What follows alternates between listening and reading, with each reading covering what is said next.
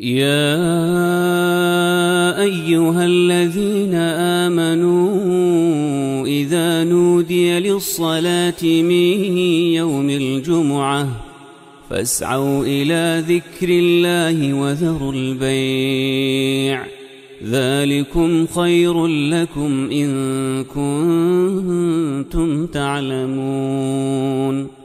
الحمد لله رب العالمين، والصلاة والسلام على سيدنا وحبيبنا محمد وعلى آله وأصحابه أجمعين. إيمان داران و خواناسانی زۆر بەڕێز، مرۆڤ خوای پەروەردگار وا دروستی کردووە بۆ ئەوەی ئەم سەرزەویە هەمیشە ئاوەدان بێ، ناتوانێت بەتەنیا بژی. بە درێژایی مێژووی مرۆڤایەتی نەتبینیوە مرۆڤێک بە دەگمەن نەبێ خۆی بتوانێت درێژە بە ژیانی بدا و لە ئەشکەوتێکا بێ. ئیسلام کە هات ئەوانەی هەموو ڕەت کردەوە، فەرمووی دەبێت بەیەکەوە بژین، گوندێک بەیەکەوە بنێن، و ئیسلام ئەمری پێکردین با گوندەکانمان گەورە بێ، با گەڕەک و شارەکانمان گەورە بێ. تەنانەت کاتێک کە ئیسلام باسی ئەوەمان بۆ دەکا لە مەسەبی ئیمامی شافعیدا ڕەحیمەه الله، نابێت لە 40 کەس کەمتر بن بۆ ئەوەی نوێژی جومعە بکەن، واتە با قەرەباڵغی گوندەکانتان زۆر بێ. ئەو دەیانە مەرغوبن لە ئیسلامدا کە جومعەیان لێ تەواو دەبێت بە کوردی خۆمان، واتە قەرەباڵغیان هەیە، مرۆڤەکان لە دەوری یەک کۆبوونەوە، چونکە بە دڵنیاییەوە هیچ مرۆڤێک نییە لەسەر زەویدا بتوانێت هەموو پێداویستیەکانی خۆی بەتەنها خۆی جێبەجێیکە.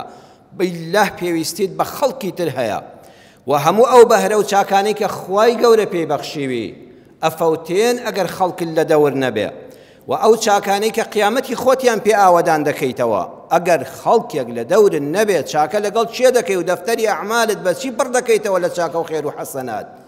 بەڵام بەڕێزان، ئێمە لەم قەرەباڵغی و چواردەوری خۆماندا کە تێکەڵ دەبین بە دڵنیاییەوە، سێ جۆر ئینسان بەرەو ڕوومان دەبنەوە. کەسانێک المحبینە لەک، کەسانێک لە ناخی دڵەوە تۆیان خۆش دەوێ، لەبەر ئەوەی بە ئیماندارت دەزانن خۆشی ئیماندارە. صفاتی ئیماندار ئەوەیە هەموو ئیماندارێکی ئومەتی محەممەدی صلی الله عليه وسلم لەبەر خواناسێکی خۆش دەوێ، هیچ ئیشی پێی نییە. یحبون من هاجر إليهم، وەکو سەحابەکانی پێغەمبەر صلی الله عليه وسلم. ئەهلی مەدینە باریان لە ڕووی دنیاییەوە قورس بوو، ماڵیان، مڵکیان، باخیان، بازاڕیان، خەڵکی هەموو مەککە مسلمانان هاتبوونە سەر ورگیان، سەر ماڵیان، کەچی لە ناخی دڵەوە خۆشیان دەویستن. ئەو خۆشەویستیە زۆر گرنگە. خەڵکانێکن تۆی خۆش دەوێ، هیچ بەرژەوەندێکی دنیاییشی لەگەڵتان نییە. لە ناخی دڵەوە تۆی خۆش دەوێ بە ئینسانێکی سالار و سەنگین و بەڕێز و بە حورمەتت دەزانێ. لە دوورەوە چاوی پێت نەکەوتۆ خۆشی دەوی. بەردەوام ئەم کەسەی کە تۆی خۆش دەوێ ئومێدی سەرکەوتنت بۆ دەخوازێ، دوعات بۆ دەکات، دەڵێ یا ڕەبی خوایە دەستی بە باڵی فڵان کەسەوە بیگری، خوایە بیپارێزی. کە دەبیستێتەوە سەرکەوتنێکت بەدەستێناوە، ئەو خۆشحاڵ دەبێت لە ماڵی خۆیەوە فەرەحی بەدڵیادێ، بەبێ ئەوەی سوودیش بەو بگە. ئەگەر خوا ڕەحممان پێ بکە کەسانێک هەبن لە کۆمەڵگادا ئەوە تۆیان خۆش بێت، تۆ بەختەوەری. ئەی تۆ چۆن بی بەرامبەریان، توخوا تۆش وەفادار بە. هەر کەسێک لە ناخی دڵەوە خۆشەویستی توخوا تۆش خۆشت بوێ، ئیهمالی مەکە. تۆش لە پشتەوە دوعای خێری بۆ بکە، بڵێ یا ڕەبی خوایە ئەو دۆست و ئازیزانم پارێزی. ئەگەر کەسێک خوا نەخواستە ئەمانەی نەبێ، کەس نەبێ خۆشی بوێ، دەبێ بەزەیی بە خۆی دابێتەوە.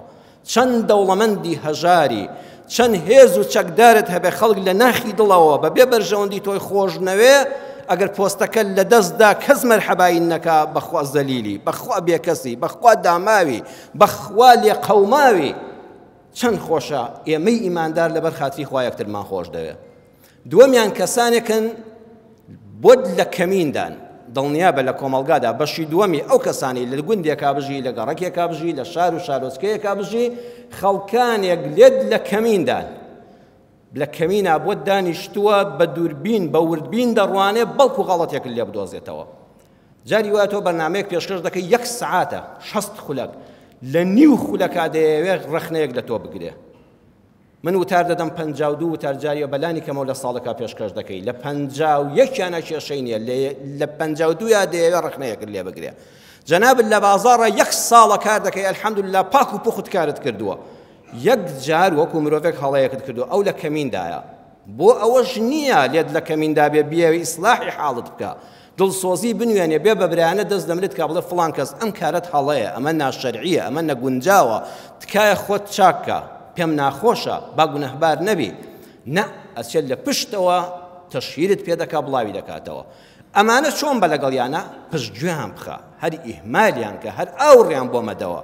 هەر کەسێک لە پاژملە باسی کردی، تۆ ملی خۆت خوار مەکە بە ئاوڕدانەوە، تۆ سەیری بەردەمی خۆت کە و هەنگاوی باشتر هەڵبێنە، سەریعتر بڕۆ بەرەو ژیان، سەردەمی سورعەیە فریای ئەو هەموو ئاوڕدانەوە ناکەوی، لێی گەڕێ ئاگر ئەگەر چڵ و پوش و دار و چیلکەی وشتی بۆ زیاد نەکەی، خۆی دەخواتەوە لەناو خۆیدا کۆتایی پێدێ. ناحەزەکانت فەرامۆشکە. سێمیان کەسانێکن ڕۆژانە لەوە چێ مەرحەبایت بکە، نەمەت حەدەکە نەزەمت دەکا، نە دوعای خێرت بۆ دەکا، نە دوعای شەڕت بۆ دەکا. تۆش کۆڵی پێوە هەڵمەگرە، مەرحەبایی سەرجادەی بکە و خوا حافیزت بێ. ئەوەنە چاو بۆ کەسێ مەژێڕە، نە مشتاقتە و نەدشتە، وازی لێ بێنە. بەڵێ بەڕێزان، لە ناو ڕوانینی مرۆڤەکاندا بۆ یەکتر سێ بۆچوون هەیە. کەسانێکن کە کەسێکیان خۆشویست، ئەوەندە سەرسامن پێی ئەلغالی في حبك يراك نبيا كريما، ئەوەندە کەسەکەی خۆش دەوێ وا بەرزی دەکاتەوە، ئەڵێ ئەمە پێغەمبەرێکی بەڕێزی خوایە، ئەوەندە خۆشی دەوێ، ئەوەندە پێی سەرسامە، ئەوەندە معجبی فڵان کەسە، ئەڵێ وەکو ئاستی پێغەمبەرێک سەری دەکا. جا پێغەمبەران بەرین لە هەموو کەم و کوڕیەکی قسە و کردداری.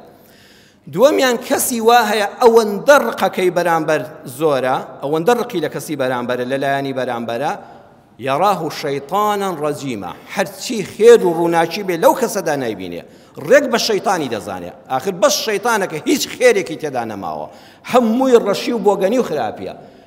ڕقت کە لە کەسێک بوو، جاری وا وریا بە ڕقەکەت زۆر نەبێ، واد لێ دێ هەرچی ڕووناکی و بەرەکەت بێت لە کەسی بەرامبەرە نایبینی، بە شەیطان دەیبینی. کەسی سێیەم کە وەکو جەنابتان ژیر و تێگەیشت و لە دین و لە ژین، ئەو کەسانن کە مرۆڤ بە مرۆڤ دەزانن. هیچ کەسێک نە پێغەمبەر و مەلایکەتە، نە شەیطانی ڕەجیم و نەفرەت لێکراویشە، هەمومان ئینسانین بەڕێزان. بەخوا یوخطئ و یوصیب، هەڵەش دەکەی ڕاستیش دەکەی، بەڵام گرنگ ئەوەیە چاکەکانت زۆرتر بن لە خراپەکانت. ئەو کە قولەتێن بوو پیسی تێ بکەی پیس دەبێ؟ نە، مادام گەیشتۆتە حەدی قولەتێن لە شەرعا، یەکەم بلاپەڕی شەرع باسیەوەت بۆ دەکا. ئەو کە گەیشتە قولەتێن پیسی ناکە، هەد دەستنوێژی لێ هەڵدەگیرێت، دەخورێتەوە، خۆشی پێدەشۆرێ. مرۆڤیش ئەگە خوا دەکا گەیشتە حەدی قولەتێن لە چاکەدا، چاوپۆشی لەو پیسیانەی بکە، وازی لێ بێنە. ئەو هەڵانژی شەڵا خوا لێی دەبورێ، ئەوە پەیوەندی بە تۆوە نییە. بەداخەوە ئێمە وەکو میلەتی کورد خۆشەویست و عەزیزەکانی خۆم، وەڵڵاهی هەڵەمان هەیە. لایەن و تەوژمە ئیسلامیەکان ئەوانەی دیندارن، چاوی هەر هەمویان ماچ دەکەم. لە ڕۆژهەڵات، لە باشوور، لە باکوور، لە کوردستانە کەسایەتی گەورەی کوردمان هەن لە ڕابردوو لە ئێستاشدا، نووسەری بەتوانان، بیرمەندی ئیسلامین، کەسایەتی هەڵکەوتون. ئەوەی کە لەو تەوژمەدایە، ئەوەندە ئەو مامۆستایی خۆی خۆش دەوێت، ئەوەندە پێی معجبە دەیباتە ئاستی پێغەمبەرەوە، وا دەزانێ ئەم مامۆستایە قەت نابێ هەڵەیەکی لێ ڕوودا. من بەس بڵێم نایناسم، بەس بڵێم فڵان شتەی ڕەنبێ باش نەبێ، هەر حەیات دەبا، ئەوە قەت قبوڵی نییە، بۆی بکرێت دەتکوژێ لەسەری، قەت وا مەبە، قەت دەروێژ مەبە بەڕێزم، قەت دەروێشی هیچ کەسێک مەبە. ئەو مامۆستایەش چەندە پایدار بێ مرۆڤە، قەت ناکاتە ئاستی پێغەمبەر سەلامی خوای لەسەر بێ، پێغەمبەر نییە، خۆشی نەیوتووەوە، مرۆڤە، دەشپێکێ و هەڵەش دەکا. دووەمیان لە بواری نەتەوەییدا، ئێمە میلەتێکین، سەرکردەکانی خۆمان، هەر کەسەتان ئەلحەمدولیلا من کە بێلایەن و بێبەریم لە هەموو تەوژم و لایەنێکی ئەم سەرزەویە، بە کورد و بە غەیرە کوردیەوە، بە جیهانی و بە ناوخۆییەوە. بەڵام ڕەن بێت جەنابەت ناچار بووبی لەگەڵ تەوژمێ کاتێک هەڵاو بووبی. هیوامان هەیە ئەو حیزبەی خۆی، ئەو کاکەی خۆی، ئەو مامفڵان کەسەی خۆی، ئەوەندە بەلایەوە مقەدەسە، هەموو ژیانی بە پوختی دەبینێ.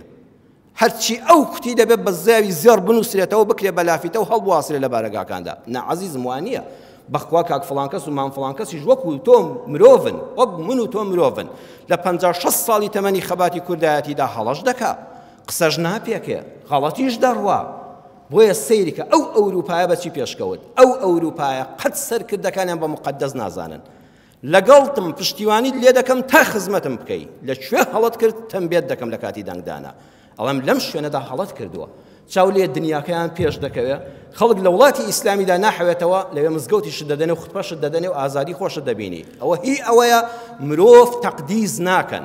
غير كلام رب العالمين برزان كقرآن حمق سيق غير حديث صحيح كان رسول الله محمد خاتم النبي صلى الله عليه وسلم همو مروفك همو ملايك همو زانايك همو سركرديك همو بيرمندك قصشي لي ورقرا وقصشي بسراب دوا دائما درويشي كزمبا بو حدي برزك ولا حدي خوي مروف بمروف ببينا دبي بكسيكي لا سالار وروشنبيل ومثقف نخلق رقيل الدبي نخلقيش درق لي دبي بأسايجي عم بسر دبي أمر خلقانك من خوش شويستان بداخوا رخنا الحموش تيك دقرنا مسر زويدا بداخوا ايوي بريز إن شاء الله لو أنا بدورن باخو من بدور كين يعني خو من تشاكين قل صفاتك أوامان تدايا خلقانك هن وراهاتون دلو دروني خوان شيوان دوا كابرا دبينه دەچێ بۆ مزگەوت بەیانی دەچێ عیشا دەچێ فەرزەکان لە مزگەوتە شەو نوێژ دەکا ئەهلی قورئانە منداڵەکانی دەونێرێ بۆ دەورەی قورئان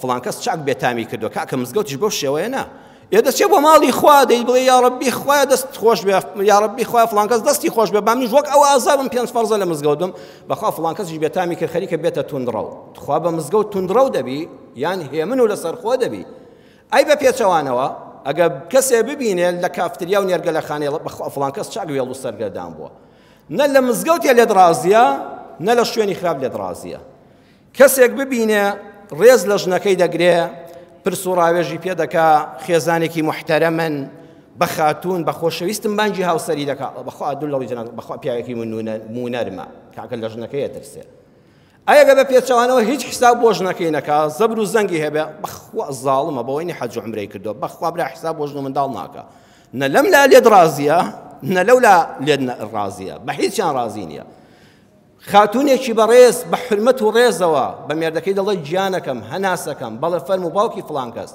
ئەدەب و ڕێزی لێ دەبارێ بەرامبەر بە مێردەکەی بەخوا ژن پێویست ناکە ئەوەندە خۆی زەلیل کا لە بەردەمی مێردا بە حەدی خۆی ها ڕەخنەی لێ دەگرێت ئەگە حساب بۆ مێردەکەی نەکا ئەڵە براوە قوربە سەرم ئەوە دەڵێی پیاوە مە چۆن لەگەڵ دەگە ئەوەی دێوەیە ئیدارە دەکا بە هیچیانی ڕازی نییە خێزان پێکەوە نێ هاوسەرەکە دو سێ ساڵ تەمەنی لە خۆت کەمتر بێ دەڵێ وەڵاهی باش نییە ئافرەت ئەوەندە تەمەنی بچووک بێ 4 ساڵ لە خۆت گەورەتر بێ ئەڵە چۆن هاوسەرگیری لەگەڵ کەسێکا کردووە تەمەنی پیا و زوو ژن زوو پیر دەبێت چۆن دەبێ ژنەکە لە خۆت بە تەمەنتر بێ مناڵی زۆرت هەبێ دەڵێ برامە چۆنیان بەخێو دەکەی کاکە واز بێنە دوو مناڵت هەبێت جاتخوا حەیب نییە سێ چوار مناڵت نەبێ دە مناڵت نەبێ بە هیچی ڕازی نییە کابرا خۆی لەگەڵ ژنەکەی خوا منداڵی نەداونێ شکر و سابیرن بە بەشی خوا وەڵڵاهی گرفتیان نییە ئەم وازی لێ ناهێنێ کاکە ئێستا خەستەخانەی پێشکەوتوو هەیە با بۆ خۆی نازانێ بۆ قابلە چاوی نوقاوە ئیتر خۆی ئەزانێ وازی لێ بێنە چ پێویست دەکا ئەو دەنگ و باسە بخەیتە فۆکس بخەیتە سەر ژیانی ئەو کە منداڵی نییە بۆ تەداخلی ئیشی ڕەب العالەمین دەکەی یان ئەو پرس و ڕاوێژی بە تۆ نەکردووە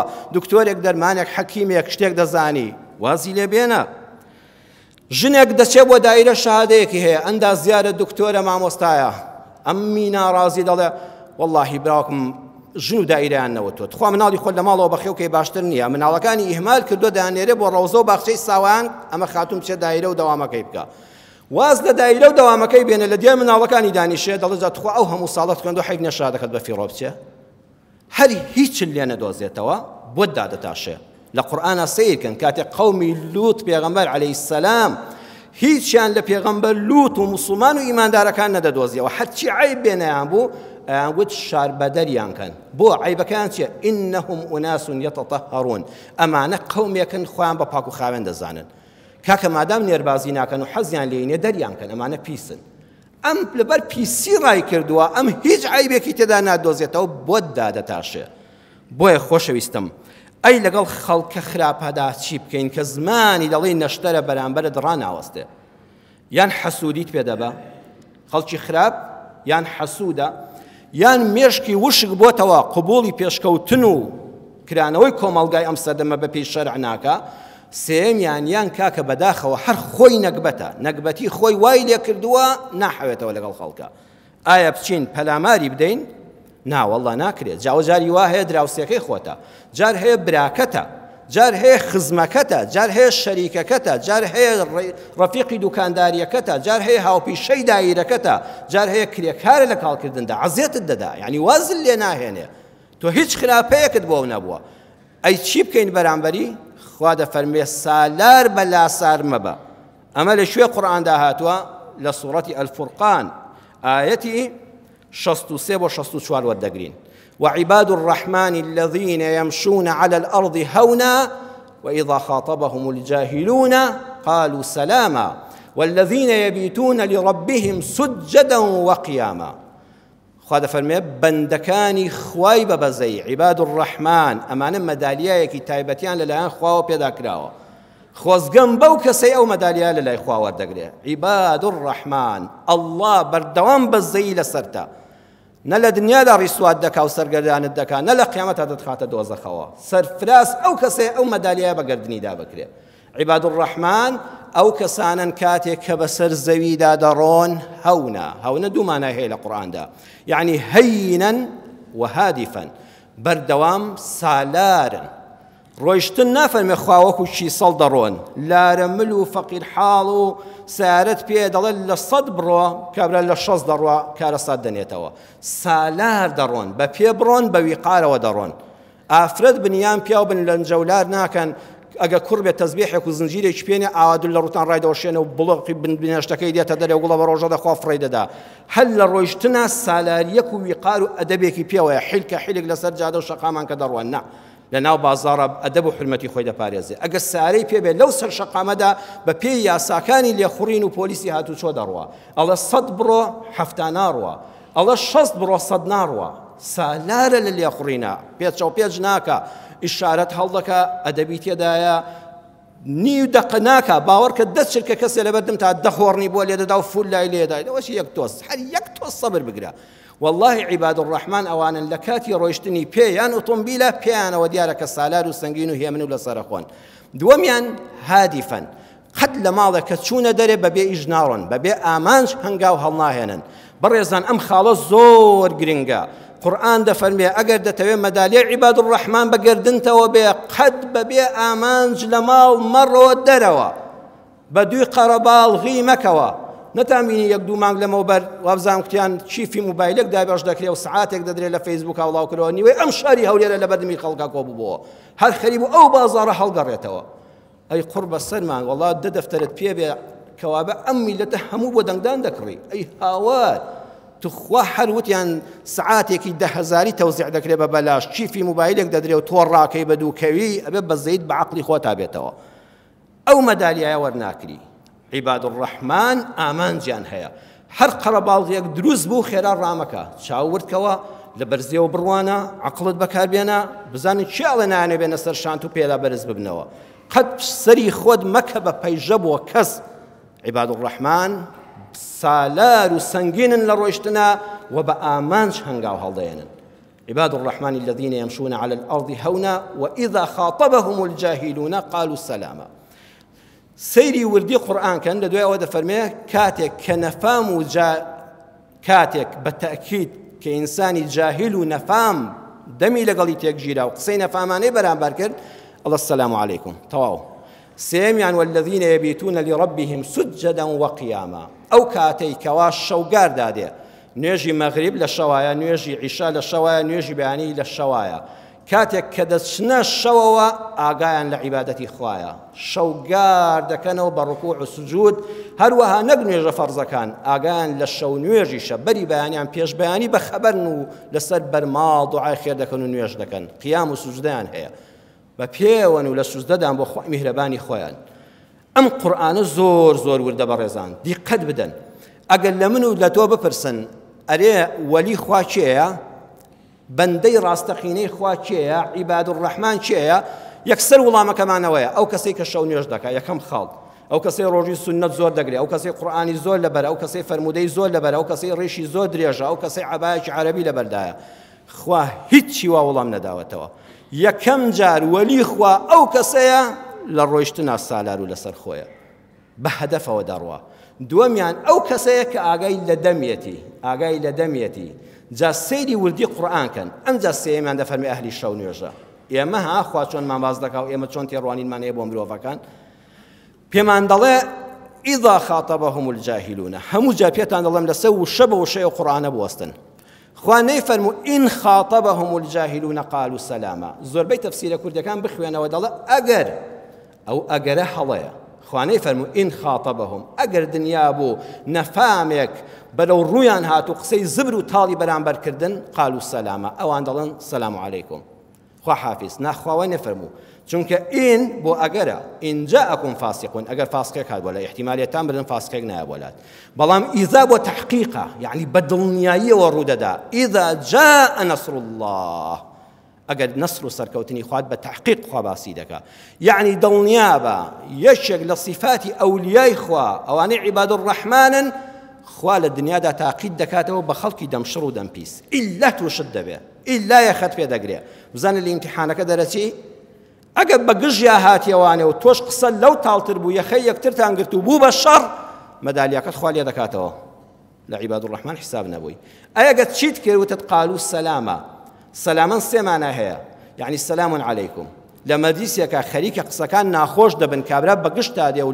لە ڕقی تۆ قسە دەکا دەزانێت تۆ بە ئیسلام خۆشحاڵی و قسە بە ئیسلام دەڵێ بۆی فیتنەیەک دروست بێ ئەزانێت تۆ بە فڵان شارە خۆشحاڵی ئەو قسە بەو شارە دەڵێ کە تۆ خۆشت دەوێت لەو کاتەدا بڵێ سەلام عەلەیکم کاکە جان خوا حافیز با مەجلیسەکە بەجێ بێڵم یەکسەر شوێنەکە بەجێ بێڵێ بڵێ سەلام عەلەیکم خوا حافیز بەخوا من دەم ناخەمە دەمی هەر مەژڵێ دەم ناخەمە دەمی تۆوە بڵێ من کارێکم هەیە سەیری سەعاتەکەت کە مۆبایلەکەت دەرێنە مەوعیدێک بۆ خۆت دانێ خوا حافیز وازی لێ بێنە لەگەڵ دمشڕە مەچۆ ناوچێشەوە دووەمیان سەلامان یعنی قەولا ذا سەلامەتین تۆ قسەی ناشرینت پێوتم تۆ کۆمنتی ناشرینت بۆ من نووسی تۆ ئیهانە و تەشیرت پێکردم بەڵام منی موسڵمان و عیباد الرحمان بۆی مەدالیاکەی خوا وەرگرم قسەی سەلامەت دەکەم قەولا ذا سەلامە یعنی يسلمون فيه من الذنب لو وڵامدانەوەدا نابێ قسەیەک پێی گوناهبار بی ئەو قسەیەکی کردو تۆ دوو قسەت پێوتەوە ئەو جوێنێکی داوە تۆ دوانت وتەوە تۆ کوێ ڕیزی گوناهبارانەوە تۆ زیادت لە حەدی خۆی وت ئەبێ وریابی گوناهبار نەبی دووەمیشیان زانایانی تەفسیر دەفەرمون ومن أذى الجاهلي نابێ قسەکەی وا وڵام دەیتەوانێت دڵی بتەزێنی ئەمجا زیاتر هاریکەی لە خۆت بیکەی بە حەدی دوژمنایەتی نا ئەگەر چەندە تۆ زمانت پیس بێ من قەت خۆم ناهێنمە ئاستی تۆ من قەت نامەوێ من دەمەوێت تۆ فێری ئەدەب و ڕەوشکەم نەک خۆم بەهۆی تۆ فێری بێ ئەدەبیکەم دوو لە ڕووی جەنابتان چاو لێ سێمیان قالوا سەلامە ئەی تەسەلومە منکە بەخوا برا من قەت ناچمەتای تەرازووی تۆوە قەت خۆم بە هاوشانی تۆ نازانم تۆ شەڕ لێ دەبارێ بەخوا منی عیباد الرحمان ئەبێ خێرم لێ ببارێ تۆ بۆن دوو کەڵت لێ دێ ئەبێ من بۆن عەترم لێ بێت جا چۆن خۆم وەکو تۆ لێ دەکەم والله هەر وەختێ لە ژیان تا تووشی ئەو خەڵکە نەفامان نەبووی ئاوا بە سەلام عەلەیکا کە خوا حافیز زمانی خۆت پاراست خۆت لە شەڕ لادا دڵنیا بە مەدالیە مەدال عیباد الرحمان وا لە گردنتایە ئەزانی پاداشتیشیان لە دوا ڕۆژە چییە جزاهم غرفة بما صبروا خوا دەفەرمێ ئەم کۆشکەی بە هەشتت پێشکەش بێت چونکە تۆ لە دنیادا تۆ ئارامت گرت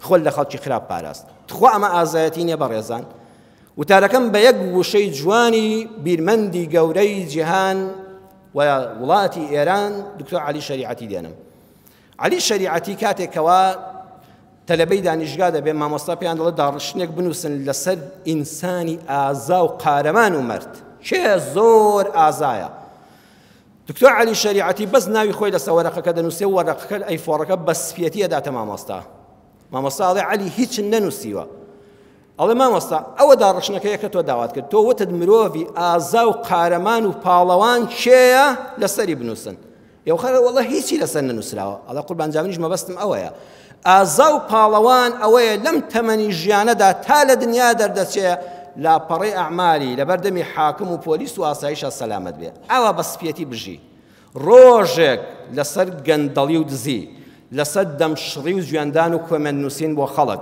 لەسەر شڕەخۆری و حرامخۆری لەسەر گزی و فێڵبازی و دەستبڕینی خەڵک لەسەر زوڵم و لێدان و کوشتن لە خەڵک بانگ نەکراوی بۆ پۆلیس و ئاسایش و بەردەمی حاکمن نەبینێ مەلەفی ژیانت ئاوا پاک بێ ئەگەر دەشتێ حزوری خوا دەفتەرەکەت ئاوا سپی و پوخت بێت نە زمانت خەڵکی ئازاردا بێ نە بە دەستت خوێنی خەڵکت ڕشت بێ نە ماڵی خەڵک لە ناو ماڵتا بێ و میراتی خەڵکت خوارد بێ هەر کەسێک لەم ژیانەدا ئەوەندە بە ئازایەتی و پاڵەوانێتی بژیا ئەم لاپەڕەی ژیانی پیس نەکرد بێ و سپی بێ ئاواکو ئەم کاغەزە بەڕاستی پێی بڵێ ئازایە بەخوا ئەو کەسە ئازایە دەبە ئازابین با ئازابین مەدالیە عیباد الرحمان لە ملمانکەین داواکارم لە خوای پەروەردگار یا ڕەبی خوا باشتر لە قورئانەکەت تێمانگەیەنی هدایەتی هەموو لایەکمان بدەی بەهرەوەرمانکەی لەم قورئانە ئەوەی کەوا دەیبیستین کاری پێ بکەین و لە ژیانماندا بێتە کردار.